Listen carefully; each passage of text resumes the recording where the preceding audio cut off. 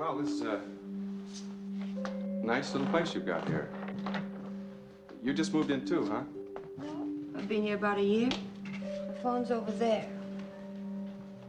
Well, it was. Oh, I remember. I stuck it in the suitcase, kind of muffles the sound.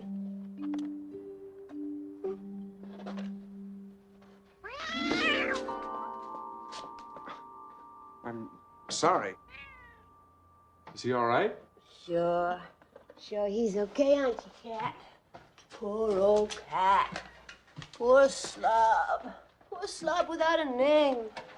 The way I look at it, I don't have the right to give him one. We don't belong to each other. We just took up by the river one day. I don't even want to own anything until I can find a place where me and things go together. I'm not sure where that is, but I know what it's like. It's like Tiffany's. Tiffany's? You mean the jewelry store? That's right. I'm crazy about Tiffany's. Listen. You know those days when you get the mean reds? The mean reds. You mean like the blues? No. The blues are because you're getting fat or maybe it's been raining too long. You're just sad, that's all. The mean reds are horrible. Suddenly you're afraid and you don't know what you're afraid of. Did you ever get that feeling? Sure. Well, when I get it, the only thing that does any good is to jump into a cab and go to Tiffany's. Calms me down right away. The quietness and the proud look of it, nothing very bad could happen to you there. If I could find a real life place that made me feel like Tiffany's, then I'd buy some furniture and give the cat a name. I'm sorry you wanted something. Oh, the telephone. It's just that I was supposed to meet somebody. I mean, this is 10 o'clock Thursday morning, isn't it? I just got off a plane from Rome, and I'm not too sure. Thursday? Is this Thursday? I think so. Thursday? Oh, no, it can't be. It's too gruesome. Well, what's so gruesome about Thursday? Nothing, except I can never remember when it's coming up. Wednesdays, I generally just don't go to bed at all because I have to be up to catch the 10:45. And they're so particular about visiting hours.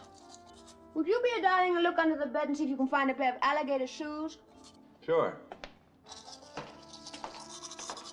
I've got to do something about the way I look. I mean, a girl just can't go to Sing Sing with a green face. Sing Sing? Yes, I always thought it was a ridiculous name for a prison. Sing Sing, I mean. Sounds more like it should be an opera house or something.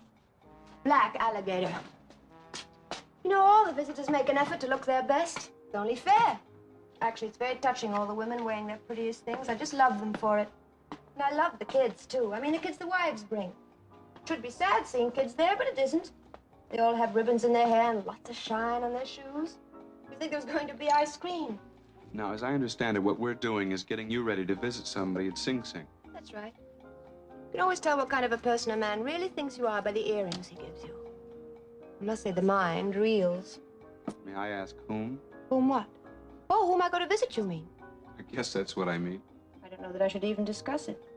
Oh, well, they never told me not to tell anyone. You must cross your heart and kiss your elbow. I'll try. You probably read about him. His name's Sally Tomato. Sally Tomato? Oh, don't look so shocked. They could never prove for a second that he was even part of the mafia, much less head of it, my dear. The only thing they did prove was that he cheated at his income tax a little. Anyway, all I know is that he's a darling old man. Oh, he was never my lover or anything like that. In fact, I never knew him until after he was in prison. But I adore him now. I mean, I've been going to see him every Thursday for 7 months. Now I think I'd go even if he didn't pay me. Shoes! You can only find one. He pays you? That's right. Or anyway, his lawyer does. If he is a lawyer, which I doubt since he doesn't seem to have an office, only an answering service. And he always wants to meet you at Hamburger Heaven. There you are, you sneak. Thank you. Welcome. Dress. Dress. There we are. Bag. There, too. There we are. Anyway, about 7 months ago, this so-called lawyer, Mr. O'Shaughnessy, asked me how I'd like to cheer up a lonely old man and pick up 100 a week at the same time. I told him, look, darling, you've got the wrong Holly Golightly. A girl can do as well as 7 trips to the powder room. I mean, any gentleman with the slightest cheek will give a girl a $50 bill for the powder room. And I always ask for cab fare, too. That's another 50. But then he told me his client was Sally Tomato. He said dear old Sally had seen me at Elmer's or somewhere and had admired me a la distance. So wouldn't it be a good deed if I went to visit him once a week? Well, how could I say no? It was all so wildly romantic. How do I look? Very good. I must say I'm amazed.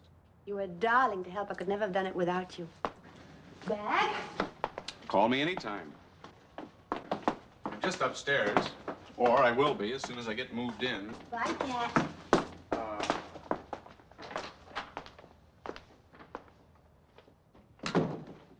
You mean he gives you $100 for an hour's conversation? Well, Mr. O'Shaughnessy does as soon as I meet him and give him the weather report. Look, it's none of my business, but it sounds to me like you could get in a lot of trouble. Hold this for me, will you? And what do you mean, weather report?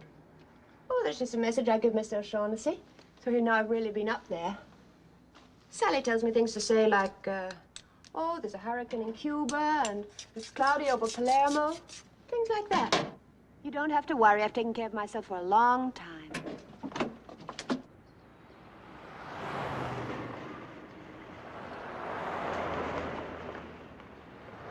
Taxi!